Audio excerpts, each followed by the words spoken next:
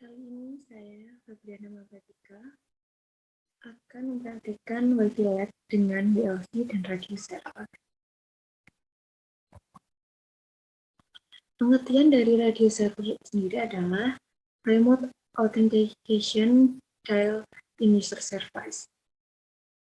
Adalah sebuah server yang digunakan untuk melayani service authentication, authorization, dan accounting di dalam sebuah jaringan.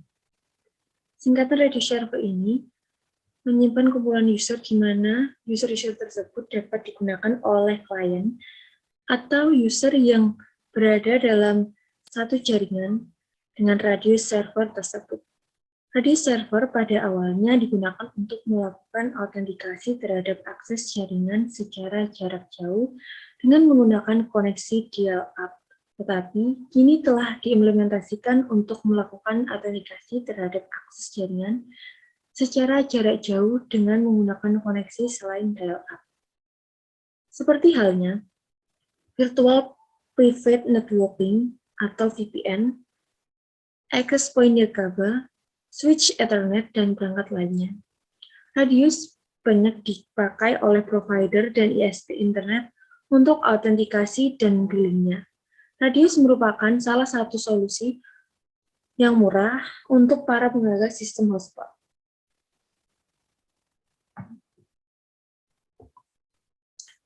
Server AA sendiri itu merupakan singkatan dari yang saya sebutkan tadi. AA Protocols digunakan untuk administrasi network, access, dan device administration atau wireless dan wire. Authentication dapat memastikan identitas yang mencoba masuk ke jaringan. Identifikasi bisa dari username, password, atau sertifikat. Authorization dapat mengizinkan akses kepada entitas yang telah diautentikasi. Dapat mengotorisasi command set apa saja yang bisa dieksekusi oleh entitas sesuai dengan hak akses mereka. Dapat juga memberikan izin perangkat apa saja yang boleh diakses oleh sesuai dengan hak akses. Biasanya perbedaan hak akses, command set-nya juga berbeda.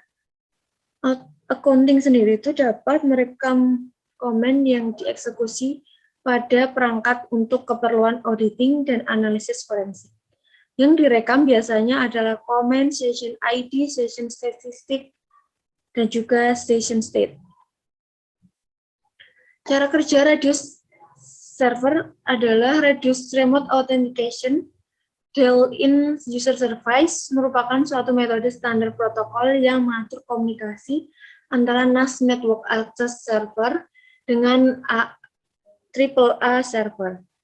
Ketika NAS menerima permintaan koneksi dari user, NAS akan mengirimkan informasi yang diperolehnya dari user ke server radius. Server radius akan mencari dan mencocokkan informasi mengenai user tersebut pada database-nya, baik internal, eksternal, maupun server radius lain. Jika terdapat informasi yang cocok, server radius akan mengizinkan user tersebut untuk digunakan. Jika tidak, maka user tersebut akan ditolak. Berdasarkan informasi ini, NAS memutuskan untuk melanjutkan atau memutuskan koneksi dengan user. Selanjutnya, NAS mengirimkan data ke server radius untuk mencatat semua kegiatan yang dilakukan user dalam jaringan. Manfaat radius server itu setiap sesi pengguna dienkripsi secara unik, yang mencegah pengguna lain memperoleh informasi pribadi. Ini berbeda dari jaringan WPA PSK, di mana setiap pengguna berbagi kunci enskripsi yang sama. Pengguna atau perangkat tertentu dapat dengan mudah diautorisasi oleh radius server dengan menonaktifkan kunci enskripsi untuk unik yang sesuai. Network permission, seperti kebijakan firewall, penjadwalan dapat ditetapkan dalam profil pengguna tertentu berdasarkan identitas pengguna. Langsung saja kita coba percobaan praktiknya menggunakan Cisco Packet Tracer. Langsung saja kita coba pada aplikasi Cisco Packet Tracer. Dalam percobaan ini, kita akan mensimulasikan jaringan 3 WiFi Lab yang dikendalikan oleh sebuah WLC. WLC ini berfungsi sebagai pengatur lab dan sekaligus menjadi sebuah DHCP server. Sedangkan untuk autentikasi user akan menggunakan radio server agar user dapat diatur terpusat. Langsung saja kita tambahkan servernya.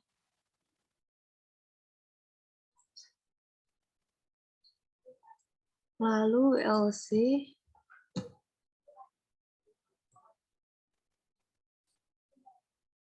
switch,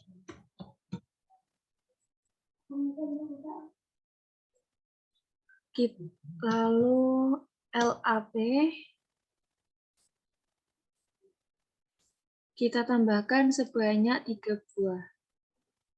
Lalu kita gunakan tablet sebagai klien.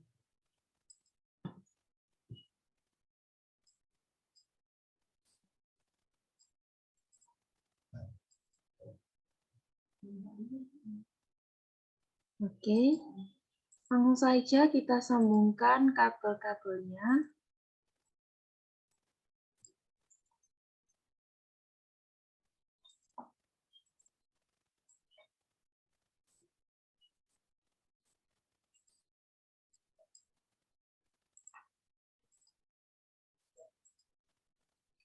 The cable can be connected that port. Nah, portnya kurang ya teman-teman, jadi kita harus tambahkan pada switch.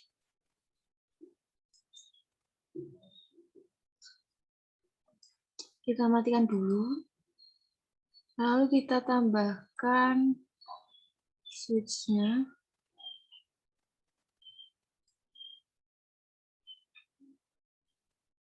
Kita nyalakan kembali. Oke, sudah ya. Kita sambungkan lagi. Kita tunggu sampai semuanya hijau.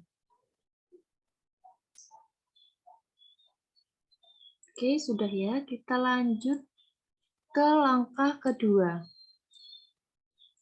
Buatlah skema jaringan seperti gambar di atas dengan menggunakan device WLC, server, juga lab, switch, dan tablet sebagai klien. Nah, sudah kita tambahkan.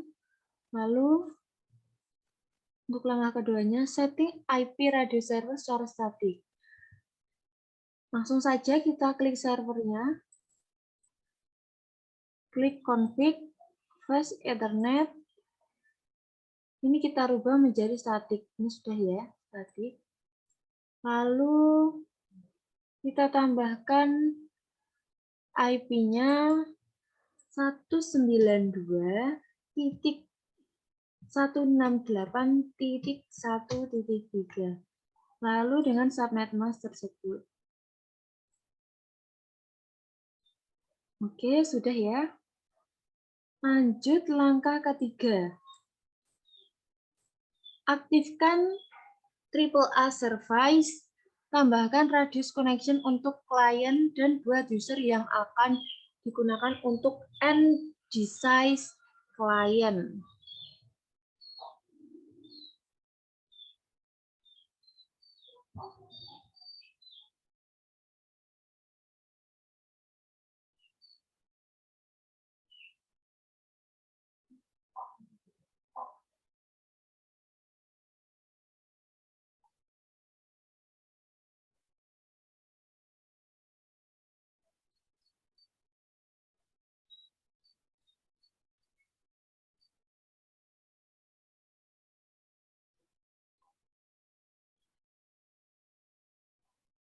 Langsung aja kita klik kembali server, lalu service, lalu klik AAA, kita klik on,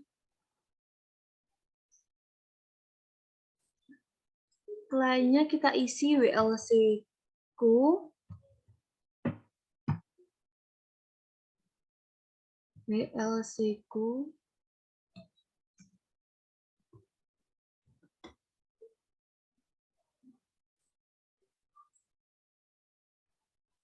dengan IP 192.168.1.2 dengan secret angka 1 sampai 8 ya. Kita pakai aja yang mudah. Kita add, lalu kita klik save dulu. Oke, sudah ya. Username ini kita tambahkan U1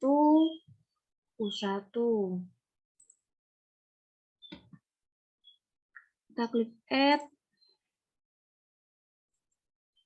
kita save dulu, save. Lanjut yang kedua U2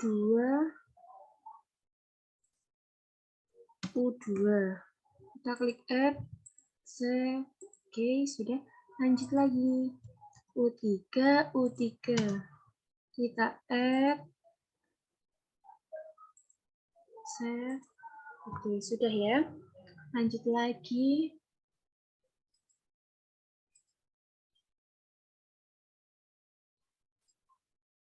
langkah keempat.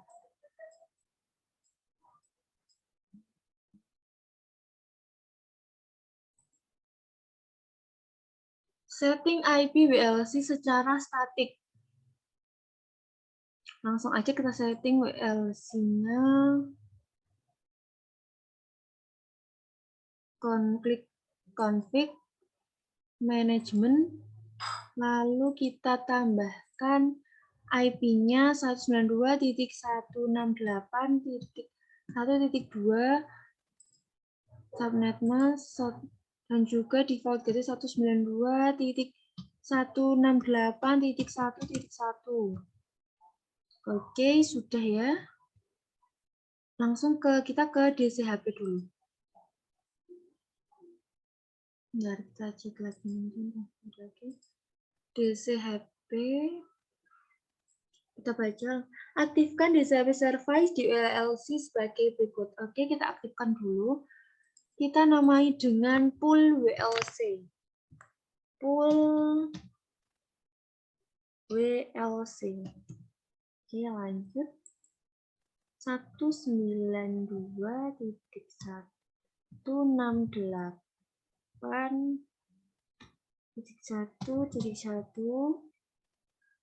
menggunakan DNS 0.0.0.0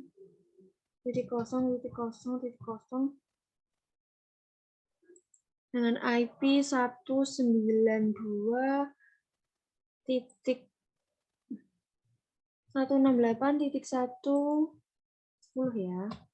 Subnet masknya 255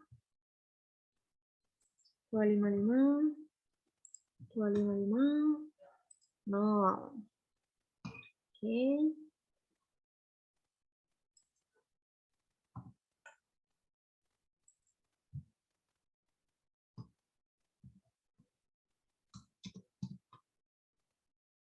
Dengan WLC address 192.168.1.2.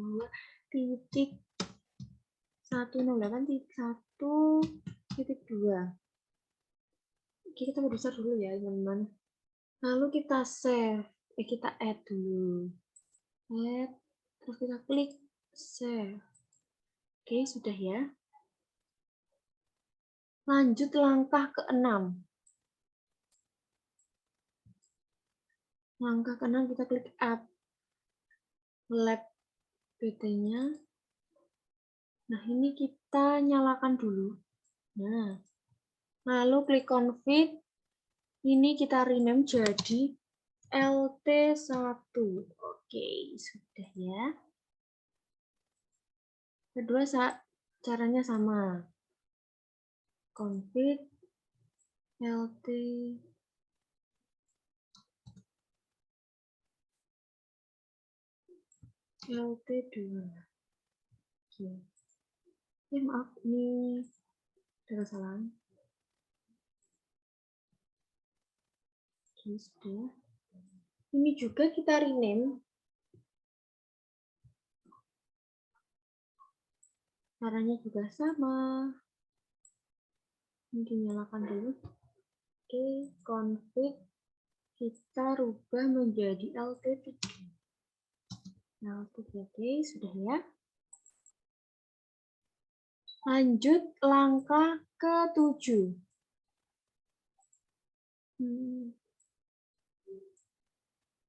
Create new SSID secara berturut-turut LT1, AP1, LT2, AP2 dengan autentikasi secara disuruh setting. Langsung saja kita klik WLC lagi ke wireless line.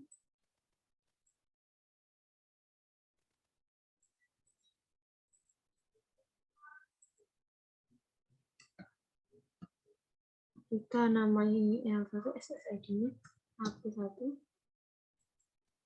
Ini kita WPA. Kalau nggak diperbesar dia nggak mau. Nah.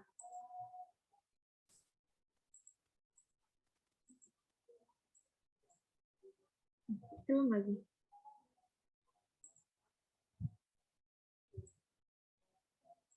Bisa. 192.168.1.3. Lalu ini kita masukkan lagi akan sampai 8. Oke, kita klik new. Udah masuk belum ya?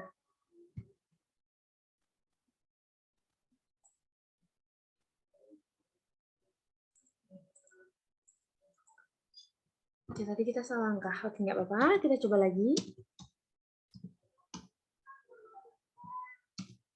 LT1, AP2, AP1, BPA 192.168.1.3. Kita masukkan lagi angka 1 sampai 8.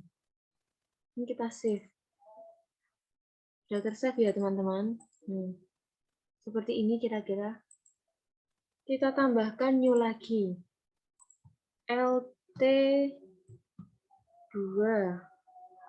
AP2, BPA 192.168.1.3. Lalu angkanya 1 sampai 8. Kita save.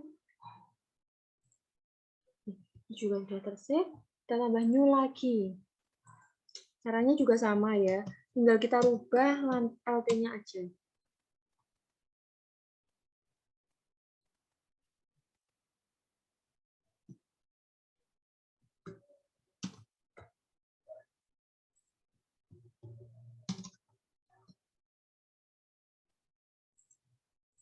(192.168.1.3).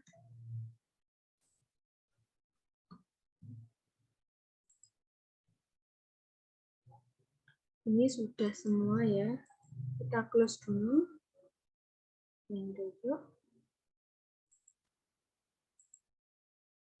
Langsung ke langkah ke-8. Setting AP group agar berpasangan antar SSID wireless LAN di WLC dengan access point yang terhubung sesuai dengan lantai akses pin terpasang. Jadi kita klik WLC lagi, wireless LAN.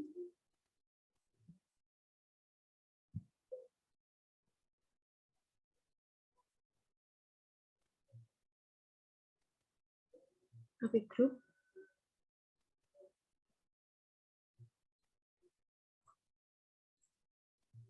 Kita perbesar dulu. Kita klik new. Kita pilih. Oh, nggak bisa. Kita klik LT1. Kita pilih 1 sama 1. Lalu di save. Kita harus teliti banget. New lagi. LT2.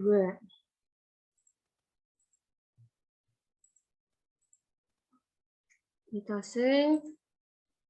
New lagi. LT3.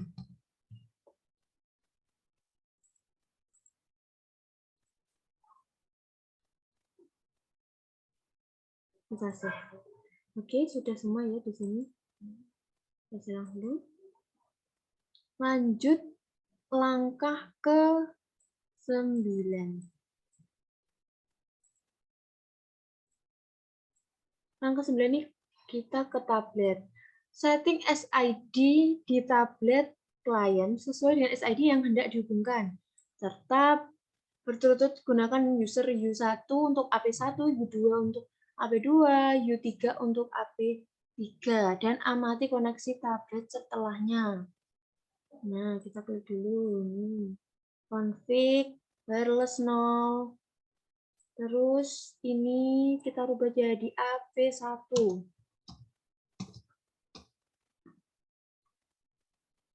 Klik WPA U1.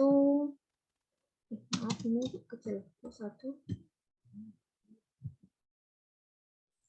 U1.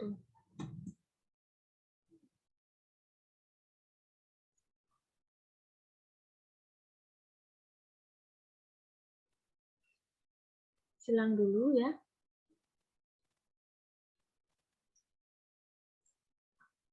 Tablet kedua, kita ke config, kita rubah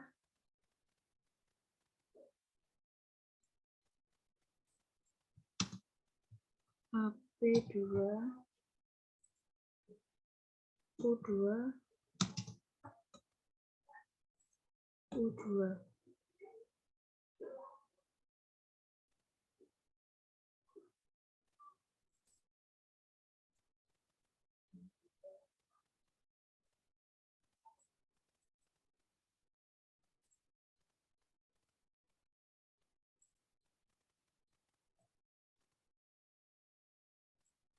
Ini AP3 ya.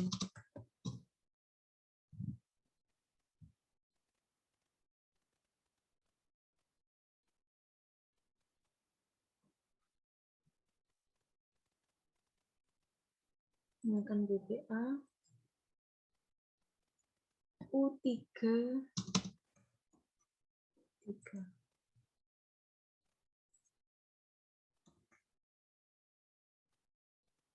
Oke, sudah ya. Kita tunggu ini sampai menyambung.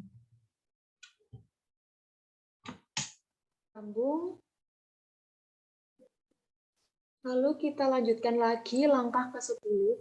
Cobalah ganti SSID pada tablet 2 dengan AP1, tablet 3 dengan AP1, dan amati koneksi tablet setelahnya. Kita coba ganti. Ini kita ganti AP1. Ini juga kita ganti AP1.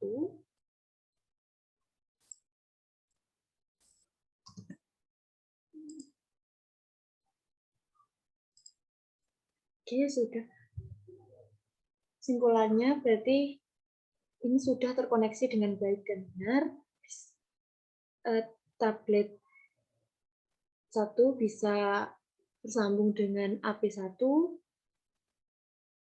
tablet 2 dan 3 bisa tersambung dengan AP1. Dan kita coba lagi ya.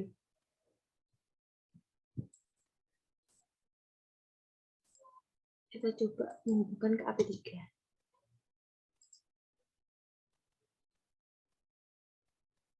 Nah, di sini kita amati